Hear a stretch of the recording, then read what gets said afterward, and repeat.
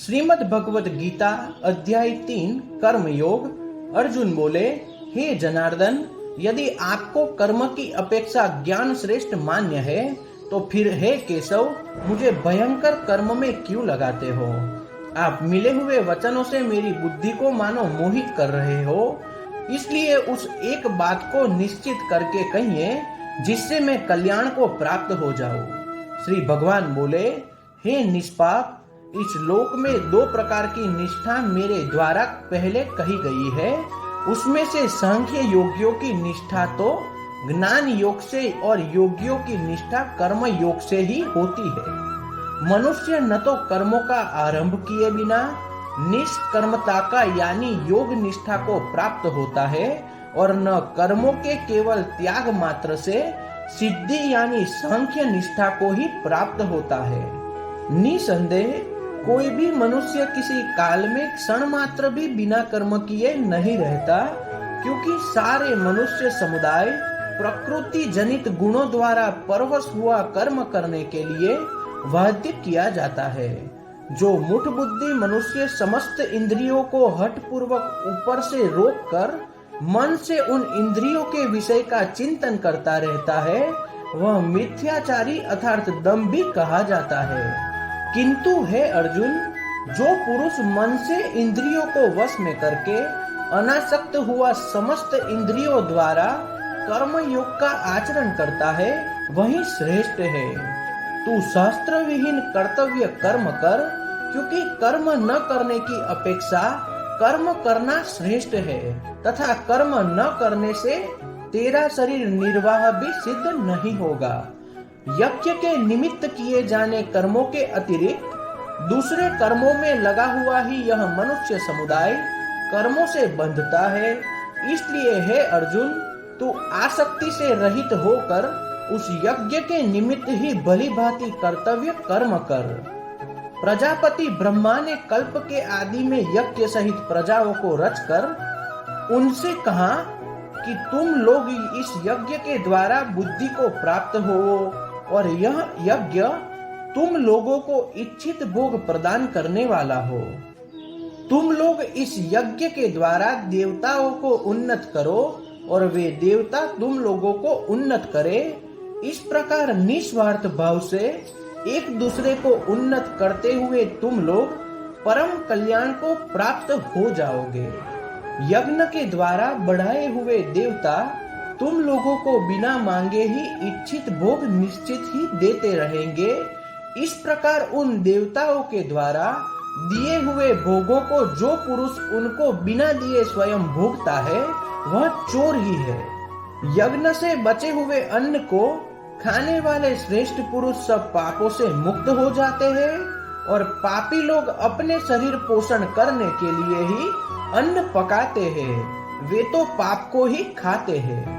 संपूर्ण प्राणी अन्न से उत्पन्न होते हैं। अन्न की उत्पत्ति वृष्टि से होती है, वृष्टि यज्ञ से होती है और यज्ञ विहित कर्मों से उत्पन्न होने वाला है।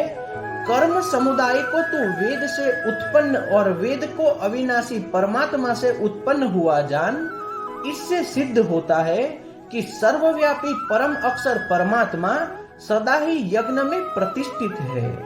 हे पार्थ, जो पुरुष इस लोक में इस प्रकार परंपरा से प्रचलित सृष्टि चक्र के अनुकूल नहीं बरतता अर्थात अपने कर्तव्य का पालन नहीं करता, वह इंद्रियों के द्वारा भोगों में रमण करने वाला पापायु पुरुष व्यर्थ ही जीता है।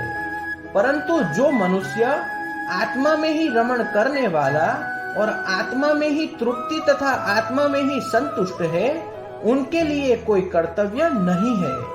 उस महापुरुष का इस विश्व में न तो कर्म करने से कोई प्रयोजन रहता है और न कर्मों के न करने से ही कोई प्रयोजन रहता है, तथा संपूर्ण प्राणियों में भी इसका किंच मात्र ही स्वार्थ का संबंध नहीं रहता।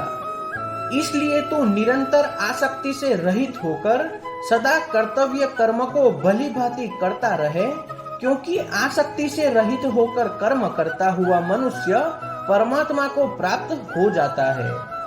जनकादि ज्ञानी जन भी आसक्ति रहित कर्म द्वारा ही परम सिद्धि को प्राप्त हुए थे। इसलिए तथा लोक संग्रह को देखते हुए भी तू कर्म करने को ही योग्य है, अर्थात तुझे कर्म ही उचित है। श्रेष्ठ पुरुष जो जो आचरण करता है, अन्य पुरुष भी वैसे वैसे ही आचरण करते हैं। यह जो कुछ प्रमाण कर देता है, समस्त मनुष्य समुदाय उसके अनुसार बरतने लग जाते हैं। हे अर्जुन, मुझे इन तीनों लोकों में न तो कुछ कर्तव्य है, न ही कोई भी प्राप्त करने योग्य वस्तु अप्राप्य है, तो भी मैं कर्म में ही बरतता हूँ। क्योंकि हे पार्थ, यदि कदाचित मैं सावधान होकर कर्मों में न बरतूं तो बड़ी हानि हो जाएगी, क्योंकि मनुष्य सब प्रकार से मेरे ही मार्ग का अनुसरण करते हैं। इसलिए यदि मैं कर्म न करूं तो ये सब मनुष्य नष्ट भ्रम हो जाए और मैं संकरता का करने वाला हूँ तथा इस समस्त प्रजा को नष्ट करने वाला बनूं। हे भरत, कर्म में आसक्त हुआ अज्ञानी जन जिस प्रकार कर्म करते हैं, आसक्त रहित विद्वान भी लोक संग्रह करना चाहता हुआ उसी प्रकार कर्म करे।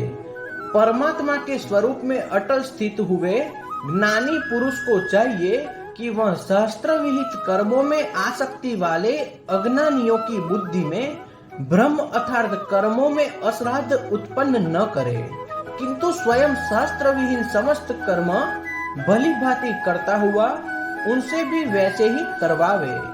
वास्तव में संपूर्ण कर्म सब प्रकार से प्रकृति के गुणों द्वारा किए जाते हैं, तो भी जिसका अंतकरण अहंकार से मोहित हो रहा, ऐसा अज्ञानी मैं करता हूँ ऐसा ही मानता है। परंतु हे महाबाहो, गुण विभाग और कर्म विभाग के तत्व को जानने वाला ज्ञान योगी संपूर्ण गुण ही गुणों में बरत रहे हैं, ऐसा समझकर उनमें आसक्त नहीं होता। प्रकृति के गुणों से अत्यंत मोहित हुए मनुष्य गुणों में और कर्मों में आसक्त रहते हैं। उन पूर्णतया न समझने वाले मंद बुद्धि अज्ञानियों को पूर्णतया जानने वाले ज्ञानी जन विचलित न करे। मुझ अंतर्यामी परमात्मा में लगे हुए चित्त द्वारा संपूर्ण कर्मों को मुझ में अर्पण करके आशा रहित, ममता रहित और संताप रहित होकर युद्ध कर। जो कोई मनुष्य दोष दृष्टि से रहित और श्रद्धा युक्त होकर मेरे इस मत का सदा अनुसरण करते हैं, वे भी संपूर्ण कर्मों से छूट जाते हैं।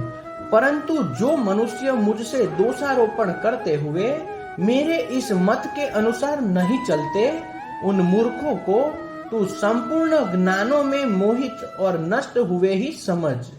सभी प्राणी प्रकृति को प्राप्त होते हैं, अर्थात अपने स्वभाव के परवश हुए कर्म करते हैं।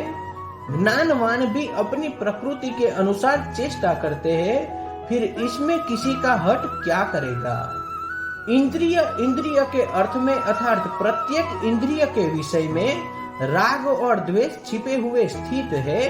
मनुष्य को उन दोनों के वश में नहीं होना चाहिए, क्योंकि वे दोनों ही इसके कल्याण मार्ग में विघ्न करने वाले महान शत्रु है। अच्छी प्रकार आचरण में लाए हुए दूसरे के धर्म से गुण रहित भी अपना धर्म अति उत्तम है। अपने धर्म में तो मरना भी कल्याणकारक है और दूसरे का धर्म भय को देने वाला है। अर्जुन बोले, हे कृष्ण, तो फिर यह मनुष्य स्वयं न चाहता हुआ भी बलात् लगाते हुए कि भांति किसने प्रेरित होकर पाप का आचरण करता है।